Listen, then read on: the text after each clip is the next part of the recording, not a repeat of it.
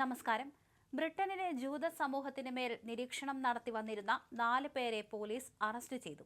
ഇറാന് വേണ്ടിയായിരുന്നു ഇവർ ചാരപ്പണി നടത്തിയിരുന്നത് എന്ന് സംശയിക്കുന്നതായി മെട്രോപൊളിറ്റൻ പോലീസ് പറഞ്ഞു.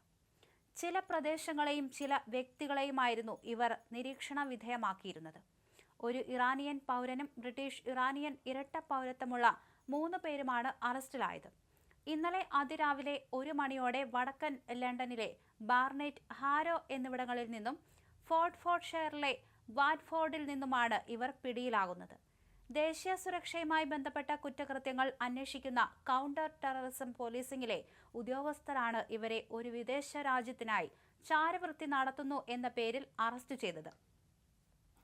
ബാർനെറ്റിൽ നിന്നും 40ഉം 55ഉം വയസ്സ് വീതമുള്ള 2 പുരുഷന്മാരും വാറ്റ്ഫോർഡിൽ നിന്നും ഒരു 53കാരനും ഹാരോയിൽ നിന്നും ഒരു 22കാരനുമാണ് പിടിയിലായത് എന്നാണ് പോലീസിന്റെ കുറിപ്പിൽ പറയുന്നത്. ബാർനെറ്റ്, വാറ്റ്ഫോർഡ് എന്നിവിടങ്ങളിലും വെംബ്ലിയിലെ ഒരു മേൽവിലാസത്തിലും പരിശോധനകൾ നടന്നതായും പോലീസ് അറിയിച്ചു. ഇവർക്ക് ആവശ്യമായ സഹായങ്ങൾ നൽകിയെന്ന സംശയത്തിൽ മറ്റ് 6 പേരെ കൂടി അറസ്റ്റ് ചെയ്തിട്ടുണ്ട്. ഇതിൽ ഒരാളുടെ പേരിൽ കൃത്യനിർവഹണത്തിനിടെ പോലീസിനെ മർദ്ദിക്കാൻ ശ്രമിച്ചു എന്ന കുറ്റവും ചുമത്തിയിട്ടുണ്ട്. 10 പേരും ഇപ്പോൾ പോലീസ് കസ്റ്റഡിയിലാണ്. പൊതുജനങ്ങൾ, പ്രത്യേകിച്ചും ജൂത വിഭാഗത്തിൽപ്പെട്ടവർ കുറെ കൂടി ജാഗ്രത പുലർത്തണമെന്ന് പോലീസ് നിർദ്ദേശിച്ചിട്ടുണ്ട്. ബ്രിട്ടനിലെ ബർമിംഗ്ഹാമിൽ നിന്നുൾപ്പെടെ യൂറോപ്പിന്റെ വിവിധ ഭാഗങ്ങളിൽ നിന്നായി റിപ്പോർട്ട് ചെയ്യപ്പെട്ട് പാഴ്സലുകൾക്ക് സ്വയം തീപിടിക്കുന്ന സംഭവങ്ങൾക്ക് പിറകിൽ റഷ്യൻ ചാര സംഘടനയാണെന്ന് സംശയമുണ്ട്. പാഴ്സലുകൾക്ക് തീപിടിക്കുന്ന നിരവധി സംഭവങ്ങൾ യൂറോപ്പിന്റെ പല ഭാഗങ്ങളിൽ നിന്നായി രേഖപ്പെടുത്തിയതിനു പിന്നാലെ വിവിധ രാജ്യങ്ങളിലെ അന്വേഷണ സംഘങ്ങൾ യോജിച്ചുകൊണ്ടുള്ള ഒരു അന്വേഷണം നടക്കുകയാണെന്ന് മെട്രോപൊളിറ്റൻ പോലീസ് അറിയിച്ചു. 2024 ജൂലൈയിൽ ബിർമിംഗ്ഹാമിലെ ഒരു DHL ഡിപ്പോയിൽ നടന്ന തീപിടുത്തത്തിന് യൂറോപ്പിലെ മറ്റ് സംഭവങ്ങളുമായി ബന്ധമുണ്ടെന്നും പോലീസ് പറയുന്നു.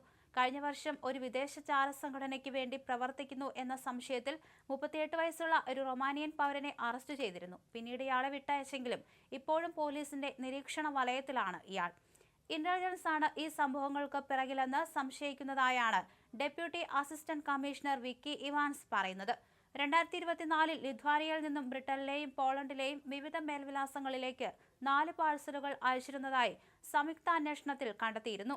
അതിൽ ഒന്ന് ലീപ്സിംഗ് വിമാനത്താവളത്തിൽ ട്രാൻസിറ്റിനിടയിൽ തീപിടിച്ചിരുന്നു. വിമാനത്തിൽ കയറ്റുന്നതിനിടയിലാണ് തീപിടുത്തം ഉണ്ടായത്. മറ്റൊന്ന് പോളണ്ടിൽ ഒരു ട്രക്കിനുള്ളിൽ വെച്ച് പൊട്ടിത്തെറിക്കുകയായിരുന്നു. മൂന്നാമതൊരു പാഴ്സൽ സുരക്ഷിതമായി പിടിച്ചെടുത്തപ്പോൾ 4മത്തേത് ബിർമിംഗ്ഹാമിൽ തീപിടിക്കുകയായിരുന്നു. ഇത്തരത്തിലുള്ള ടെസ്റ്റ് പാഴ്സലുകൾ അമേരിക്കയിലേക്കും കാനഡയിലേക്കും അയച്ചിരുന്നതായി അന്വേഷണ ഉദ്യോഗസ്ഥർ പറയുന്നു. വടക്കേ അമേരിക്കയിലേക്ക് അയച്ച 2 പാഴ്സലുകൾ ആംസ്റ്റർഡാമിൽ വെച്ച് പിടിച്ചെടുക്കുകയായിരുന്നു. ലിത്വാനിയയിലും പോളണ്ടിലുമായി റഷ്യൻ മിലിറ്ററി ഇന്റലിജൻസിന് വേണ്ടി പ്രവർത്തിക്കുന്നവർ എന്ന് സംശയിക്കുന്ന 22 പേരെ തിരിച്ചറിഞ്ഞിട്ടുണ്ടെന്ന് യൂറോപ്യൻ യൂണിയൻ വൃത്തങ്ങൾ അറിയിച്ചു. ഒരു ഓൺലൈൻ മെസ്സേജിംഗ് സംവിധാനം വഴിയാണ് ഇവരെ റിക്രൂട്ട് ചെയ്തിരുന്നതെന്നും ഔദ്യോഗിക വൃത്തങ്ങൾ അറിയിച്ചു. ക്രിപ്റ്റോ കറൻസി വഴിയായിരുന്നു ഇവർക്ക് പ്രതിഫലം നൽകിയിരുന്നത്. പലപ്പോഴും സാമ്പത്തികമായി പിന്നോക്കം നിൽക്കുന്ന ബാൾട്ടിക് രാജ്യങ്ങളിൽ നിന്നായിരുന്നു പണം വന്നിരുന്നത്.